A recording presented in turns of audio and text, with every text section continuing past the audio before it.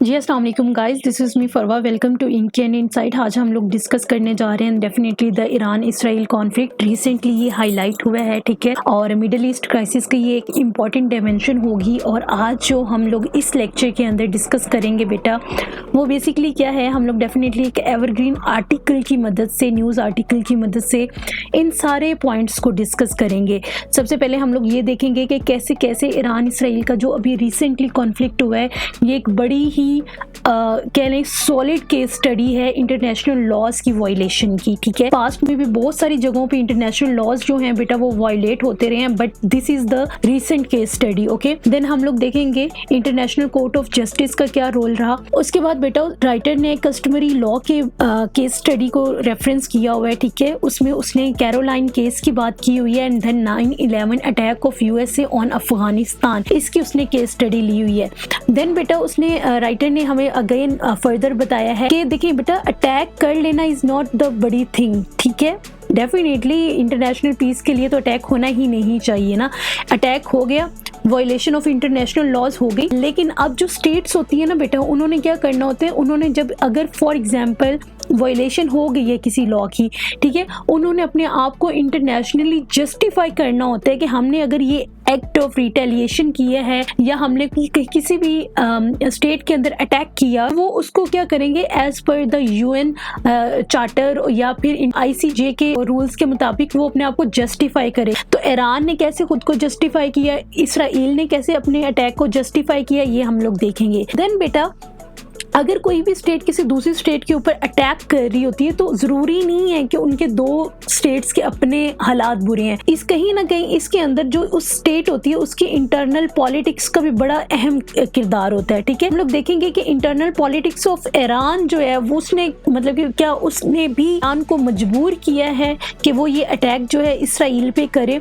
Then बेटा definitely ये again ये एक रिसेंट केस स्टडी जाएगी ईरान इसराइल का अटैक जो है ये फेलियर ऑफ यूएन के अंदर, ये एक 2024 की ये एक रिसेंट केस स्टडी जाएगी कि अगेन यूएन जो है वो क्या हुई है, फेलियर की तरफ गई है। एक ये, ठीक है, और एक जो हमारे पास इस वक्त चल रहा है पैलेस्टाइन इशू, देन उसके बाद हमारे पास जो चल रहा है रशिया यूक्रेन का कॉन्फ्लिक्ट। ठीक है, देन हम लोग देखेंगे कि वीटो पावर जो है बार बार मिसयूज हो रही है। ठीक है, इस केस के अंदर कैसे मिसयूज हुई है, और लास्ट में बेटा हम लोग बात करेंगे कि इन सारा सिनेरियो की वजह से, इन सारी चीजों की वजह से कैसे एक इमर्जिंग थ्रेट है प्रॉक्सी वार का या मिलिट्री कॉन्फ्रंटेशन का इन मिडल ईस्ट के अंदर। डेफिनेटली बेटा अगर ये सारा कुछ हो जाता है, मतलब कि अगर इंटरनेशनल लॉ की वायलेशन होती रहती है, दोनों स्टेट अपने आप को जस्टिफाई करते रहते हैं, यूएन का फेलियर होता रहता है, डेफिनेटली बेटा जो मिडल ईस्ट क्राइसिस है ना वो डेफिनेटली होगा। हमारे पास जो मिडल ईस्ट क्राइसिस है ना वो क्या होते जाएंगे, वो हाईलाइट होते जाएंगे। It is one of the most important dimension of our CSS current affair.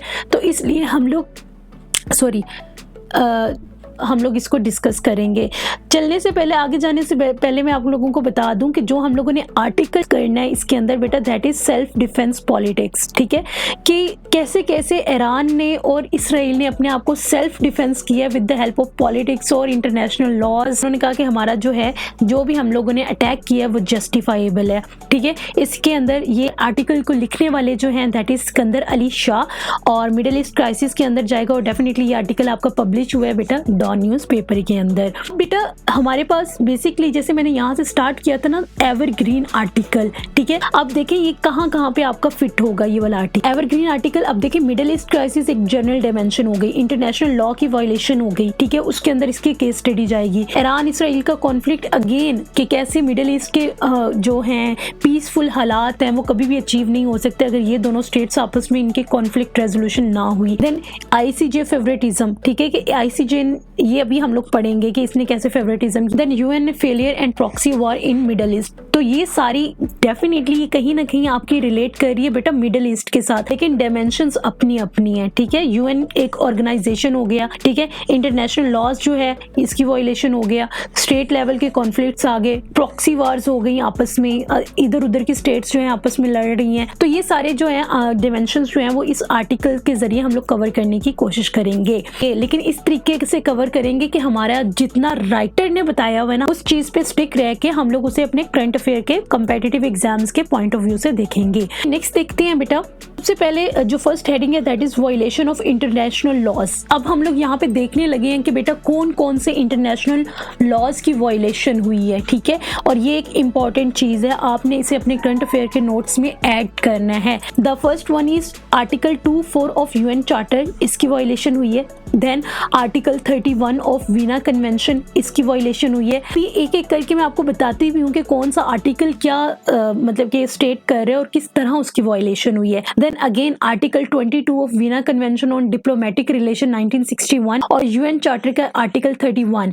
इन सब की बेटा क्या हुई है, ये सारे के सारे डेफिनेटली यूएन के हैं, इंटरनेशनल लॉज हैं, ठीक है, बाइनरी हैं, ठीक है। जितनी भी यूएन स्टेट्स हैं उनके फॉलो करना जो है यह लागू होता है ये सारा कानून, लेकिन इन सारे लॉज की क्या हो गई है, वायलेशन हो गई है। सबसे पहले हम लोग फर्स्ट वन देखते हैं that is article 24 of UN charter. बेटा ये पूरे का पूरा आर्टिकल यहाँ पे लिखा हुआ है, आप इसको भी उठा सकते हो। सिंपल वर्ड्स में इतना है कि ये क्या होता है बेटा, रिस्पेक्ट फॉर सवरेनिटी, ठीक है, कि जितनी भी स्टेट्स होंगी वो क्या करेंगी, एक दूसरे की सवरेनिटी की रिस्पेक्ट करेंगी। तो अब जैसे अटैक हुआ, इसराइल ने अटैक किया ईरान की एम्बेसी पे और ईरान ने अटैक कर दिया इसराइल पे, तो सवरेनिटी तो वायलेट हो गई। तो ये इस आर्टिकल की क्या हो गई बेटा, डायरेक्ट वायलेशन हो गई। उसके बाद बेटा नेक्स्ट आर्टिकल जो आता है that is article 22 of Vienna convention. और आर्टिकल 22 ऑफ वीना कन्वेंशन क्या है बेटा, ये डिप्लोमेटिक रिलेशंस के बारे में है 1961 और ये वायलेट हुए। अभी मैं आपको समझाती हूँ कि ये वो कैसे वायलेट हुए है। उसी के साथ एक और आर्टिकल है that is article 31 of Vienna convention और ये किसके बारे में है, कंसुलर रिलेशंस के बारे में है। अब यहाँ पे समझे इन दोनों आर्टिकल्स को। अब बेटा यहाँ पे समझे, देखें दो स्टेट्स आ गई ना, एक हमारे पास क्या आ गई, इसराइल हो गया, ठीक है, और दूसरा हमारे पास यहाँ पे ईरान हो गया और तीसरा हमारे पास यहाँ पे आया सीरिया, ठीक है। सीरिया के अंदर थी ना ईरान की एम्बेसी जिसपे इसराइल का अटैक हुआ।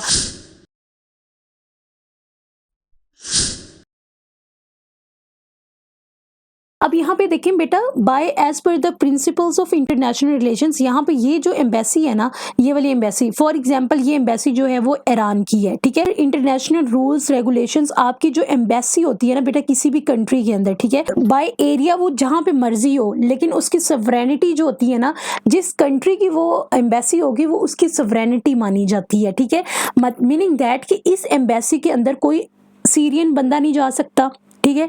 कोई इस एम्बेसी के अंदर जितने लोग काम करते हैं, ठीक है, उनके रिकॉर्ड्स वगैरह को वायलेट नहीं कर सकता, उनकी प्राइवेसी को डिस्टर्ब नहीं कर सकता, उन पे अटैक वगैरह नहीं कर सकता। अगर इवन फॉर एग्जांपल इस एम्बेसी के अंदर कोई ऐसा बंदा भी है जिससे सीरियन एम्बेसी को प्रॉब्लम है, तो स्टिल वो उस बंदे को निकालने की रिस्पॉन्सिबल नहीं होगी। वो क्या करेगी, वो ईरान को कहेगी कि फलाने बंदे को क्या कर दिया जाए, रिमूव कर दिया जाए, हमें उससे ये प्रॉब्लम्स हैं। लेकिन यहाँ इस एम्बेसी के अंदर जो पावर होगी ना वो किसकी होगी बेटा, फुल पावर जो होगी वो ईरान की होगी और इस एम्बेसी को ईरान की टेरिटरी माना जाएगा, ठीक है। बाय एरिया वो सीरिया में है। अब क्या हुआ, जब ईरान मतलब कि इसराइल का अटैक जो था वो सीरिया के अंदर था, लेकिन हिट जो हुई वो क्या हुई, ईरान की एम्बेसी हुई। अब एम्बेसी जो थी एज पर मतलब कि अभी जो मैंने आपको बताया कि वो इंटरनेशनल रूल्स के मुताबिक एम्बेसी जो होती है वो किसी भी कंट्री की सवरेनिटी कंसीडर की जाती है, उसकी टेरिटरी कंसीडर की जाती है। तो यहाँ पे बेटा जो रूल्स थे, ठीक है, सवरेनिटी के जो प्रिंसिपल्स हैं, ठीक है, वो वायलेट हुए और दोनों कंट्रीज के वायलेट हो गए, ईरान के भी और सीरिया के भी। अभी मैं बताती हूँ एक चीज और, एम्बेसी के अंदर ना बेटा यहाँ पे कुछ चीजें देख समझे, कौन कौन लोग होते हैं एम्बेसी के अंदर। बेसिकली आपके सारे के सारे एम्बेसडर होते हैं, ठीक है, एम्बेसडर होते हैं। उसके बाद बेटा उसके नीचे जो होता है दैट इज कंसुलर, ठीक है, और उसके बाद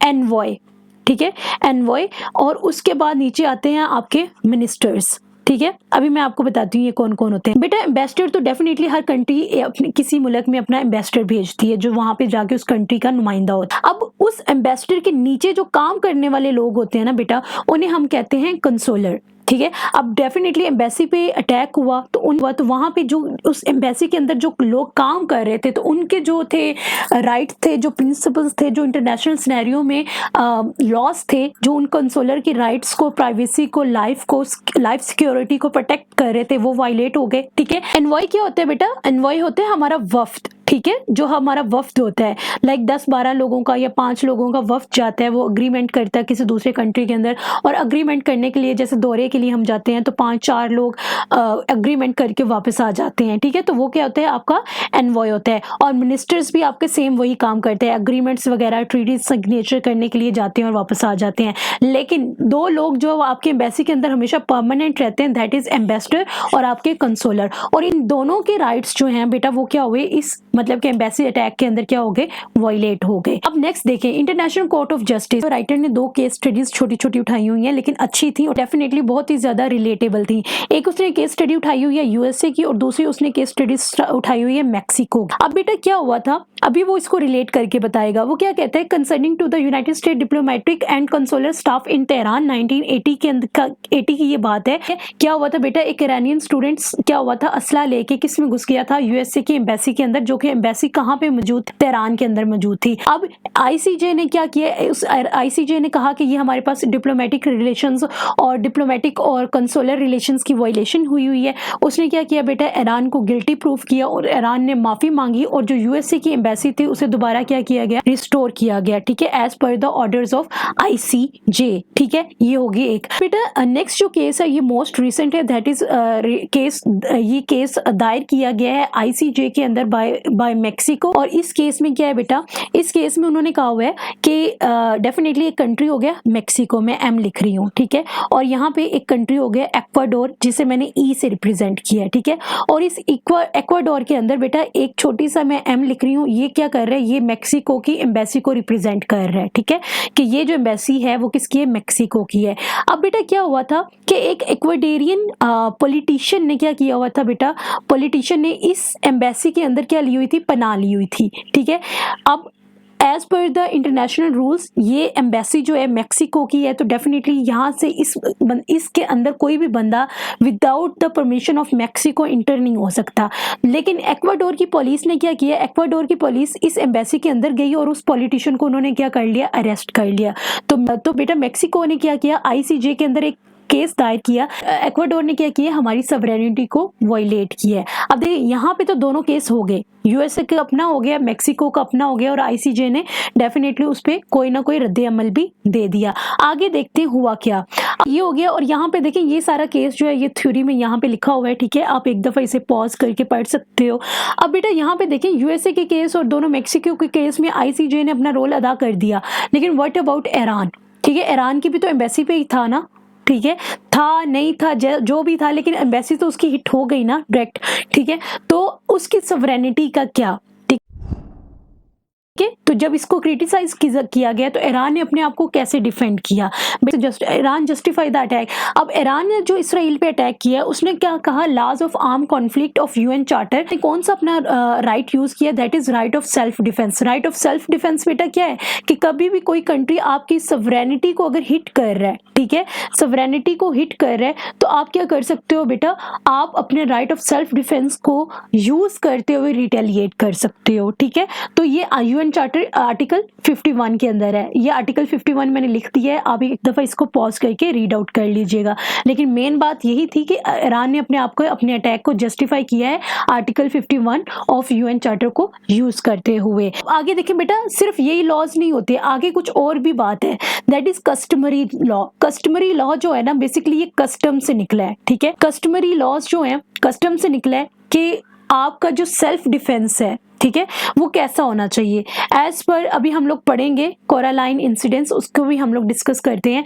बट आपका जो रिस्पॉन्स होना चाहिए सेल्फ डिफेंस का बेटा, वो इमीडिएट होना चाहिए, वो प्रोपोर्शनेट होना चाहिए, और वो आपकी नेसेसरी को जो फुलफिल करता हो। तो ये हम लोग कहेंगे कि आपका राइट ऑफ सेल्फ डिफेंस था। ठीक है, उसने राइटर ने लिखा हुआ है, instant overwhelming living no choice of means and no movement for deliberation. ठीक है, कि ये फॉलो करते हुए अगर आप अपना डिफेंड कर रहे हो तो आपका राइट ऑफ, ये आपका किस कैटेगरी में फॉल करेगा, आपका राइट ऑफ सेल्फ डिफेंस में फॉल करेगा कि आपके पास कोई और चारा नहीं था, आपने रिटेलिएट करना ही करना था, लेकिन आपका जो रिस्पॉन्स था, ठीक है बेटा, उसने एक आपको गोली मारी है तो आप जाकर उसे तोप नहीं मारोगे या एटॉमिक बॉम्ब नहीं मारोगे, आप भी उसके बदले में क्या करोगे, फौरी तौर पे अपनी सॉवरेनिटी को एज पर उस टाइम के मुताबिक, उस टाइम की जरूरत के मुताबिक एक गोली मारोगे, ठीक है। और ये आपका जो सेल्फ डिफेंस है वो क्या होना चाहिए, प्रोपोर्शनेट होना चाहिए, जितना वहां से आया उतना ही यहाँ से रिस्पॉन्स जाना चाहिए, एक्स्ट्रा नहीं जाना चाहिए, ठीक है। ये चीज हो गई।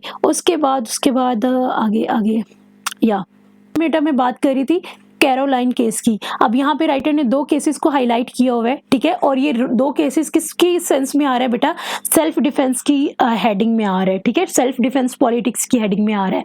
The first one is Caroline के incidents and the second one is 9/11 USA attack on Afghanistan, ठीक है।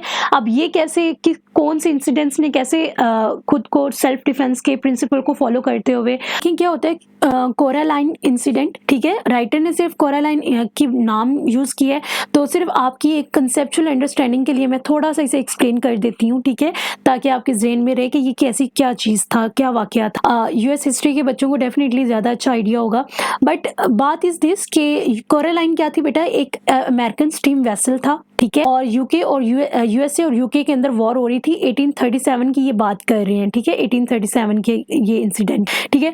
अब क्या हुआ था बेटा, उस वेसल्स के जरिए ना, मतलब कि यूएसए क्या करता था, यूके के अंदर अपने रिबेलियंस भेजता था, और वो रिबेलियंस जो नेशनैलिटी थी डेफिनेटली वो कनेडियन थी, ठीक है, उनको ट्रांसपोर्ट करता था, दोनों वॉर सिचुएशन में। अब क्या हुआ था बेटा, एक दफ़ा वो वेसल जो है उन्होंने डेफिनेटली यहाँ पे कोई समंदर का नाम यूज़ किया है, बट मैं समंदर का नाम नहीं यूज़ कर रही, आपने सिंपल याद रखना है कि यहाँ क्या था कि समंदर के अंदर से जब वो एक दफ़ा वो वेसल गुजर रहा था, ठीक है, तो कहीं ना कहीं ये इस वक्त ये वेसल इस वक्त कहाँ पे बेटा खड़ा हुआ है, ये इस वक्त यूएसए की टेरिटरी के अंदर खड़ा हुआ है, ठीक है, लेकिन इसके अंदर दो यूएसए के अमेरिकन बंदे भी मौजूद हैं, ठीक है। वैसे यहाँ पे अगर स्माइल बना दी जाए तो ये कार्टून बन जाएगा, लेकिन खैर यहाँ पे ना दो बंदे खड़े हुए हैं, दो बंदे जो हैं वो मौजूद हैं, ठीक है, आपने बस याद रखना है, दो बंदे मौजूद हैं, किसके, यूएसए के मौजूद हैं।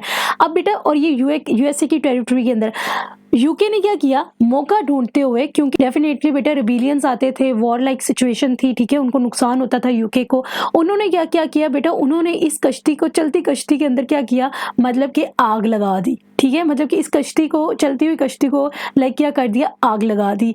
अब आग लगाने के बाद मतलब कि यूएसए ने क्या कहा कि जी मेरी सवरेनिटी जो है वो वायलेट हुई है, इन्होंने मेरी टेरिटरी के अंदर मेरे ही वेसल को आग लगा दी। लेकिन यूके ने क्या डिफेंड किया कि उन्होंने क्या कहा, उन्होंने कहा कि हम लोग क्या कर रहे हैं, हम लोगों ने ये काम अपने सेल्फ डिफेंस के लिए किया है, ठीक है, कि हमें वहां से नुकसान होता था, ठीक है, उन्होंने अपने आप को। लेकिन यूके ने क्या स्टेटमेंट दी, यूके ने स्टेटमेंट दी कि उन्होंने ये सारा कुछ किस तहत किया है, मतलब कि बेशक दो बंदे मर गए, लेकिन उन्होंने ये सारा कुछ अपना किस लिए किया बेटा, उन्होंने जस्टिफाई किया था इस चीज को सेल्फ डिफेंस के सिनेरियो के अंदर। ये काफी देर तक ये इंटरनेशनल सिनेरियो के अंदर ये डिबेट चलती रही कि आया ये ठीक था या गलत था या जो भी था, लेकिन यहाँ पे ये हमारे पास क्या आता है, necessity of self defence is instant, overwhelming and living no choice of means, मतलब कि उसको आग लगाने के अलावा वहां पे उनके पास और कोई चॉइस ही नहीं थी, and no movement of deliberation, ठीक है, उस चीज को खत्म करने के लिए कि उससे मजीद आगे कोई नुकसान ना हो, उन्होंने वहां पे उस चीज को खत्म कर दिया था। तो ये कोरालाइन इंसिडेंट था, मतलब कि उस वेसल को, स्टीम वेसल्स को आग लगाई गई थी, ठीक है। इंटरनेशनली ये काफी ज्यादा हाईलाइटेड चीज थी, मतलब कि बहुत ज्यादा लॉन्ग डिबेट चली थी इंटरनेशनल लॉ के अंदर इस पे, ठीक है। तो आप सिंपल याद रखिए कि कोरालाइन इंसिडेंट्स के अंदर भी जो हमारे पास डिबेट आती है ना, पॉलिटिक्स ऑफ सेल्फ डिफेंस, वो कहाँ से आती है, कोरालाइन इंसिडेंट्स के बारे से आती है। अगर आपको ये याद करने में मुश्किल हो रही है तो आप सेकंड बहुत ही कॉमन मशहूर ज़माना, ठीक है, 9/11 का यूएसए का अटैक अफगानिस्तान पे, ठीक है, और यूएसए ने अगेन क्या कहा था कि वो जो रिस्पॉन्स कर रहा है वो अपने सेल्फ डिफेंस के लिए रिस्पॉन्स कर रहा है, ठीक है, उसके ऊपर अटैक हुआ है और उसकी सवरेनिटी को वायलेट किया गया। तो as per the principle of UN charter और यूएन सिक्योरिटी काउंसिल उसने क्या किया, अटैक किया अफगानिस्तान पे, और यहाँ पे उन्होंने सारा कुछ लिखा हुआ है कि UN the USA formally inform that UN it was invoking the right of self defence when attacked Afghanistan on 7 October 2001 which was considered a timely response by United Nation security council. उसके बाद the definition what instant response is based on the state principle and can B.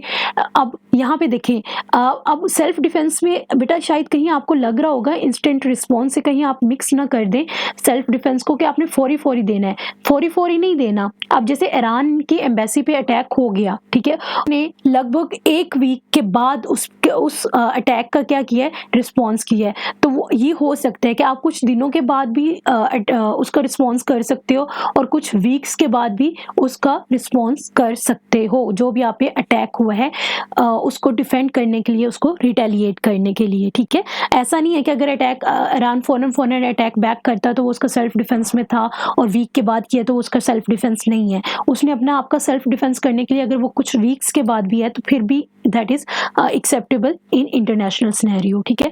आगे next देखते हैं बेटा second prism of the Iran attack हम लोग देखते हैं। डेफिनेटली बेटा बहुत से राइटर्स ये कह रहे हैं कि उसने अपनी सवरेनिटी क्योंकि उसकी वायलेट हुई है और उसने उसके बदले में अटैक किया तो दैट इज परफेक्टली फाइन। लेकिन बेटा कुछ पॉलिटिकल राइटर्स और अदर स्कूल ऑफ थॉट ये भी कहते हैं कि ईरान के जो इंटरनल इश्यूज थे ना, लाइक जो पॉलिटिकल रेजिम थी उसे बहुत ज़्यादा इंटरनल इश्यूज फेस करने पड़ रहे थे। और ये इंटरनल इश्यूज क्यों ईरान को फेस करने पड़ रहे हैं, शाबाश रिलेट करके बताएं, मुझे कुछ याद आ रहा है कि ईरान के ऊपर हमेशा ही क्या लगी रहती है बेटा, इंटरनेशनल सैंक्शंस लगी रहती हैं। क्यों? नॉन प्रोलिफरेशन एनपीटी की वजह से, नॉन प्रोलिफरेशन ट्रीटी को वायलेट करने की वजह से, ठीक है। तो डेफिनेटली उसकी इंटरनेशनल ट्रेड जो है, अगर सैंक्शंस हैं तो इंटरनेशनल ट्रेड नहीं है, ठीक है, उसके अग्रीमेंट्स नहीं है, वर्ल्ड लेवल पर उसकी ट्रेड कम होगी, तो कहीं ना कहीं उसके जो इंटरनल इश्यूज हैं लाइक इकोनॉमिक मेल्टडाउन, ठीक है, अब इकोनॉमी मेल्ट होगी, ठीक है, इकोनॉमिक मेल्टडाउन। अब इकोनॉमी जो है वो अगर आपकी डाउन जा रही है तो आपका इन्फ्लेशन का रेट इंक्रीज होगा, इन्फ्लेशन रेट इंक्रीज होगा तो डेफिनेटली आपकी कंट्री के अंदर एक सिविल अनरेस्ट की सिचुएशन जो है वो क्रिएट हो सकती है। तो वो कहते हैं कि ईरान ने ना बेसिकली क्या किया हुआ है बेटा, ईरानियन पॉलिटी का वर्ड यहाँ पे उसने राइटर ने यूज किया है। वो यहाँ पे क्या कह रहा है, वो कह रहा है ईरान ने जो ये स्ट्राइक की है ना रिटेलिएशन की, ठीक है, was an attempt to not appear to be weak in the eye of the Iranian polity. मतलब कि जो ईरान की रजीम थी, ईरान की जो गवर्नमेंट थी, वो अपनी जो ईरान के लोग हैं उनकी नज़रों में वीक होना, अपना वीक इमेज शो नहीं करना चाहती थी, इसलिए उसने अटैक किया है, ठीक है। It is an other school of thought, ठीक है, आप इससे अग्री भी कर सकते हो। अगर ईरान की डेफिनेटली इकोनॉमिक मेल्टडाउन देखा जाए तो कह भी सकते हैं, ठीक है। बाजू का डेफिनेटली पॉलिटिक्स में कुछ भी हो सकता है, पॉलिटिशियंस अपने आप को स्टेबल करने के लिए और इन पावर में रहने के लिए कुछ भी कर सकते हैं, but again it's a different school of thought, ठीक है। अब बेटा नेक्स्ट जो है वो कहते हैं Iran focus to consolidate it dominance in the region. Definitely Syria, Yemen, Lebanon, Iraq के ऊपर अपने आप को एक फोकस और डोमिनेंस ही मेंटेन करना चाह रहा है। उसके बाद बेटा वो क्या कह रहा है, फ्रेजाइल ऑटोक्रेटिक रेजिम्स जैसे Saudi Arabia, UAE, Jordan, Egypt को उसने क्रिटिसाइज किया है कि इन्होंने कोई जो पैलेस्टीनियन का जिनोसाइड हो रहा है, ठीक है, उसको कंडेम नहीं किया। लेकिन ईरान ने और साउथ अफ्रीकन नेशन आयरलैंड वगैरह ने इन्होंने क्या किया बेटा, कंडेम्ड किया है इंटरनेशनल कोर्ट ऑफ जस्टिस में, ठीक है। और इससे क्या शो हो रहा है कि मिडिल ईस्ट कंट्रीज के अंदर ईरान जो है अपनी एक जो डोमिनेंस है उसे क्या करना चाह रहा है, कंसोलिडेट करना चाह रहा है, ठीक है। उसके बाद बेटा वो कहते हैं वन सिल्वर लाइनिंग। अब क्या हो रहा है बेटा, जो हमारे पास यूरोपियन स्टेट्स हैं ना, लाइक स्पेन और आयरलैंड, वो कहते हैं इनका भी फोकस जो है वो अब क्या हो रहा है बेटा, शिफ्ट हो रहा है। लाइक वो क्या कर रहे हैं, वो पैलेस्टाइन स्टेट के लिए आवाज़ उठा रहे हैं, ठीक है। और उसके बाद अगेन राइटर जो है वो ये कह रहा है कि यंग अमेरिकन, जैसे आजकल बहुत ज़्यादा international universities like Columbia, Harvard, Oxford universities के स्टूडेंट्स बहुत ज़्यादा हम लोग देख रहे होते हैं सोशल मीडिया पे कि स्टूडेंट्स जो हैं वो बैनर्स उठा के कितने बड़े जो हैं वो गैदरिंग हो रही है पैलेस्टीनियन के लिए, ठीक है। तो they all are American people और अमेरिकन यूनिवर्सिटीज़, ठीक है। तो उनका क्या हो रहा है, उनका एक टिल्ट जो है वो कहाँ पे शिफ्ट हो रहा है बेटा, वो पैलेस्टीनियन की तरफ शिफ्ट हो रहा है, ठीक है। नेक्स्ट बच्चे वो क्या कह रहे हैं, पैलेस्टाइन ईरान इसराइल कॉन्फ्लिक्ट जो है बेसिकली ये जो हुआ है ये एक एब्जेक्ट फेलियर है यूएन सिक्योरिटी काउंसिल का, ठीक है। ये सिक्योरिटी काउंसिल का कैसे अब्जेक्ट फेलियर है, ये मैंने उसका आर्टिकल लिख दिया यूएन चार्टर का। और उसके बाद बेटा ये chapter 7 of UN security council के अंदर, जिसके अंदर ये चीज़ लिखी गई है कि इसराइल जो है वो कभी भी फोर्स यूज़ नहीं करेगा फिलिस्तीनियन के लिए, और जीनोसाइड कैंपेन जो है फिलिस्तीनियन लैंड के ऊपर नहीं करेगा, उसकी वायलेशन कर रहा है। तो अगेन मतलब कि वो करी भी जा रहा है, लेकिन यूएन सिक्योरिटी काउंसिल जो है उसके ऊपर कोई रद्द अमल नहीं ले रही। क्यों नहीं ले रही बेटा? इस बात की वजह से कि deliberate misuse of veto power, क्योंकि डेफिनेटली आपको पता है कि बार बार फिलिस्तीन के ऊपर रशिया और चाइना जो है वो रेजोल्यूशन पास करवाते हैं और यूएसए जाके उसे वीटो कर देता है, ठीक है। यूएसए नहीं करता तो फ्रांस जाके वीटो कर देता है, ठीक है। तो आपका जो डेलिबरेटली मिस यूज़ है ना वीटो पावर का, इसने बहुत ज़्यादा प्रॉब्लम जो है वो क्रिएट की हुई है। अब नेक्स्ट बेटा अगेन यहाँ पे देखें, the UK, USA, France would likely continue to veto any chapter 7 resolution against Israel. अब इसराइल के खिलाफ as per chapter 7 of UN security council अगर कोई रेजोल्यूशन पास करवा भी देता है चाइना और रशिया, तो कौन? ये वाले कंट्रीज उसे वीटो कर देते हैं। और अगर ये वाली कंट्रीज जो हैं वो ईरान के खिलाफ कोई रेजोल्यूशन पास करवाते हैं तो बेटा चाइना और रशिया उसे वीटो कर देता है। तो यहाँ पे मतलब कि इसराइल की तबाही फिर रही है और यहाँ पे ये वीटो खेली जा रही हैं, ठीक है। तो क्या हो रहा है कि वहाँ पे पैलेस्टाइन इशू इतना ज़्यादा हाईलाइट हुआ है, ठीक है। ईरान पे सैंक्शंस चल रही हैं, ठीक है। इकोनॉमिक क्राइसिस, दुनिया जो है वो ग्लोबल इकोनॉमिक क्राइसिस फेस कर रही है, ठीक है। यूक्रेन रशिया की वॉर स्टार्ट हुई है और इधर कश्मीर का इशू हाईलाइट नहीं हो रहा, और जो ये इंटरनेशनल और सुपर पावर्स हैं ये वीटो खेली जा रही हैं, ठीक है। कि अब यहाँ से बेटा एक one of my most favourite quotation is that no one is safe comma until everyone is safe, ठीक है। इट्स नॉट अबाउट यूक्रेन और Russia, it's not about Palestine और इसराइल, इट्स अबाउट ह्यूमैनिटी, ठीक है। ह्यूमैनिटी क्राइसिस कितना बड़ा चल रहा है और इसी ह्यूमैनिटी क्राइसिस को रोकने के लिए ही तो यूएन बनी थी, लाइफ सिक्योरिटीज़ को मेंटेन करने के लिए ही तो यूएन बनी थी, लोगों को उनकी सवरेनिटी को प्रोटेक्शन के लिए ही तो यूएन बनी थी, जो कि नहीं हो रहा। तो ये क्या है बेटा? एक बहुत बड़ा फेलियर है यूएन का, ठीक है। अब बेटा नेक्स्ट बात करें ना, threat to proxy war, direct military confrontation. अब सपोज फॉर एग्जांपल यहाँ पे ये है हमारे पास न्यूक्लियर वेपन्स, ठीक है। इसराइल के पास तो न्यूक्लियर वेपन है ही हैं, लेकिन कहा जाता है कि ईरान के पास नहीं है। लेकिन अभी कहा जा रहा है कि ईरान ने भी न्यूक्लियर वेपन्स को क्या किया हुआ है? अटेन किया हुआ है। सिर्फ ईरान इस बात को मान नहीं रहा, क्योंकि ईरान कहता है, क्योंकि डेफिनेटली अगर वो मान लेते हैं तो उसके ऊपर जो इकोनॉमिक सैंक्शंस हैं वो और ज़्यादा मतलब कि मजीद लग जाएंगी ना। अगर वो डेफिनेटली उसने एनपीटी को क्या कर दिया? वायलेट कर दिया, नॉन प्रोलिफरेशन ट्रीटी को। अब बेटा अगर डेफिनेटली दो स्टेट्स हैं उनके पास न्यूक्लियर वेपन्स फॉर एग्जांपल हैं, तो अब क्या करेंगे बेटा? न्यूक्लियर वेपन्स को वो डायरेक्ट नहीं यूज़ करते। जब भी दो न्यूक्लियर स्टेट्स हैं ना, वो सबसे पहले अब डायरेक्ट अटैक करने की बजाय वो क्या करेंगे बेटा? वो एक दूसरे के ऊपर इनडायरेक्टली वे में अटैक करेंगे, यानी प्रॉक्सी वार की स्ट्रेटजी को अप्लाई करेंगे, ठीक है। जब अगर प्रॉक्सी वार्स के जरिए भी इनके मामलात जो हैं वो ठहर ना सके, तो फिर क्या करेंगे बेटा? वो एक दूसरे से मिलिट्री कन्फ्रंटेशन करेंगे। और अगर खुदा न खास्ता मिलिट्री कन्फ्रंटेशन से भी उनके ना हुआ, ठीक है, उससे भी आगे फर्दर कोई सोल्यूशन ना निकला और हालात बदतर होते गए, तो एट द लास्ट रिजॉर्ट जो होता है वो आपके क्या यूज़ होते हैं बेटा? न्यूक्लियर वेपन्स यूज़ होते हैं। तो न्यूक्लियर वेपन्स अगर यूज़ हो गए तो आप खुद इमेजिन करें कि कितनी बड़े लेवल की तबाही आएगी और पूरी दुनिया में। It's not about Israel, it's not about Iran, it's not about middle east और पैलेस्टाइन, ठीक है। न्यूक्लियर वेपन्स के केस में जो आपका साइड इफेक्ट होता है बेटा वो पूरे के पूरा ग्लोबल लेवल का आता है, ठीक है। तो वो पूरी की पूरी, और इस तरह का जो है वो बहुत बड़ा इंसानियत को ह्यूमैनिटी क्राइसिस की इंतहा हो जाएगी, ठीक है।